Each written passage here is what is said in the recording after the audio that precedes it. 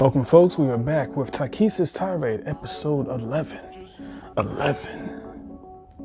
Right? So let's get right into it here. I got the stopwatch right here. We're not going over 10 seconds. See me, 10 minutes.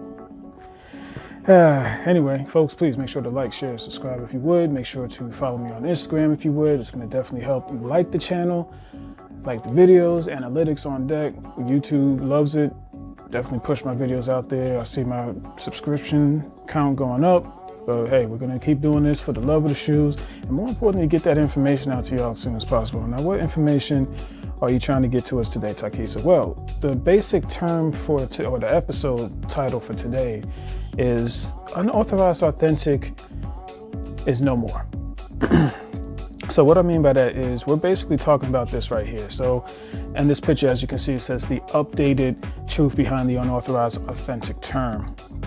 Basically what this title or this actual article goes into, which I'll put the link to the website right underneath here. It basically goes into why unauthorized authentics is a thing of the past. And it's actually a pretty good read overall.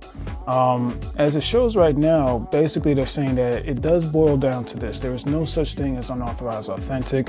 And that's something that when I first started my first channel, I was really pushing hard on, because unauthorized authentics, for the most part, folks, was just saying that a company was basically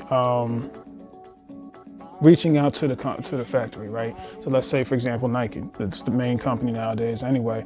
Nike reached out to a factory. They were like, hey, we need 100,000 pair of this shoe here. So they would make 100,000, but the factory would make 120,000, because not all of them are going to pass QC. There might be some B pairs out there. So the ones that Nike get, they take with them, or it gets sent over to Tennessee Hub.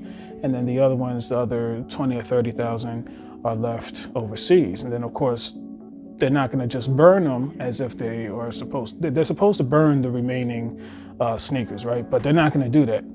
They're going to try to make profit because they spend so much time making that sneaker, right? So by doing that, they're going to go ahead and just sell those sneakers. Well, in this case here, now the reason why they say the term is no longer existing, as it shows here, previous manufactured companies or major shoe companies now own their own manufacturing plants, and production is entirely in their control. So that helps to reduce the number of wastage in terms of materials or number of pairs of production. This would mean that the number of UA pairs would be almost none, zero. So that's why in this case here, it's basically something that would end up hurting the brand in the long run, because UA pairs are usually sold cheaper in comparison to the official retail price. So why would, in this case, if they own, and I mean own as in Nike or Adidas or whoever companies out there own their own factories to make their shoe, would they create more or of a surplus of that item? They wouldn't. I mean, it's a waste of materials, it's a waste of financing. And I don't know any company that's going to spend their own money to keep wasting, and then eventually realizing that regardless if they might have signed a contract or not, okay, because again, this is all black market anyway. Yeah, I'm gonna say it. I'm gonna be real with y'all. So if they all being black market in a sense anyway, they're not gonna, regardless of signing the contract or not, they're gonna just sell that product to whoever wants it. But why would they do that? Just based on the non-disclosure agreements that they have to go into, and then of course the chance of being sued and things of that nature. So I don't know about any suppliers over there who wants to be sued. Of course, nobody wants to be sued for that. I mean, it's definitely something that would cause issues overall. And that's what I'm basically reading on this here. So basically, they're saying that the true meaning of unauthorized authentic, which basically what we just discussed a few seconds ago, no longer exists. They basically are saying that what makes matters worse is that the fake pairs that are coming out these days have almost little to no differences with the original ones. So unless you source, and I've been saying this, but it's right here in the article, and these people are writing it from Malaysia, okay, one of the countries out there that produces sneakers, okay. So unless you source, your source is a fully trusted one, right? Do make your purchase from the brand stores itself, or legitimate sneaker store, because once you buy it from offline, it's a good chance that you're buying a retail replica. Okay, not a retail shoe, but a retail replica, an RR. Okay, a replica shoe. We'll just call it replica to keep it short and sweet. And let's look at the clock here. I'm at 5 minutes going on 6, so we're good to go on that.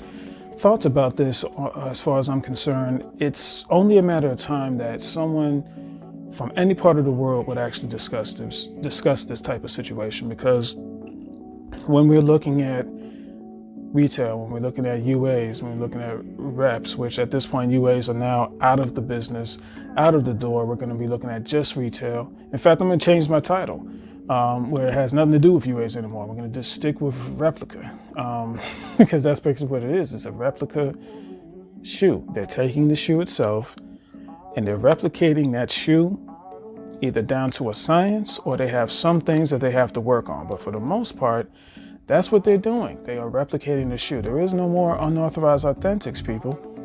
It just financially doesn't make sense. My whole thing about it is, if the logistics make sense in that area, I have to go by that. I can't go by like hearsay, you know what I'm saying? I have to read the knowledge that has been placed in front of me and do the research on top of that as far as what I've seen. And what I've seen so far is that based on what the numbers are showing, the unauthorized is out. You know what I'm saying? And that's a good thing, because we need to just keep it at one level. We need to look at it as, okay, this is either a retail shoe or this is a replica shoe, not UA.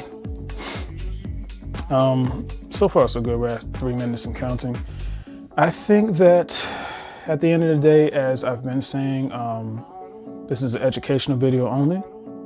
So I'm going to put that right above my head so you folks can understand that while I'm educating you to the best of my knowledge, I am also letting you know that I don't condone the selling or reselling of replica shoes, because it is illegal.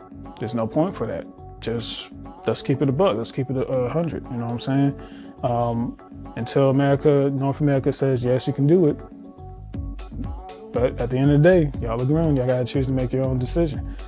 I'm not going to be held blame for that. You know what I mean? I do know that overall, it's your choice to make whatever, choice you want to do. And it's your choice to purchase these shoes or not. Just understand that when someone says to you, these are UAs, it's like, no, they're not. Because nowadays, especially Nike has gotten above the curve. They've definitely come to realize that this is probably the best action moving forward, is to say, you know what, let's just buy the factory.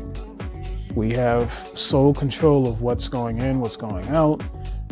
We may outsource the materials to put the different materials into one complete shoe, but we're not going to make 120 pair of sneakers when we're only placing an order for 50. You see what I'm saying? It just doesn't make sense. If they're in control of the factory themselves because they bought that factory. I believe overall, these replica shoes versus the retail shoes, it's going to come to a head, and something's going to have to give, where it's going to be like either the people are going to want the retails more or they're going to want the replicas more. Now, there are some releases that come out where retails, it just makes better sense to purchase a retail, because in reality, based on the drop and how hype it is, you may be able to get it at an affordable price, even through StockX or Go, which I know you're like, what, really, dude? Yes. Okay, take these for example right here. My wife wants some and I'm gonna get them for her. And surprisingly, they are below retail at StockX, and they are below retail on GOAT. So why would I look for a replica pair when I can just get these here in the States? It's all about convenience, ladies and gentlemen. That's what it comes down to. This argument that we have with retail, reps, whatever, it comes down to the consumer. It's about what you want and nothing else. This has been Tykisa. Please make sure to hit me up again on Instagram if you have any general questions or concerns. But I think we did pretty good. We're going on a couple seconds before 10 minutes. So folks, take care of yourselves. Please be safe out there. And I'll see you on the next Tirade. Jump off the stage like yeehaw.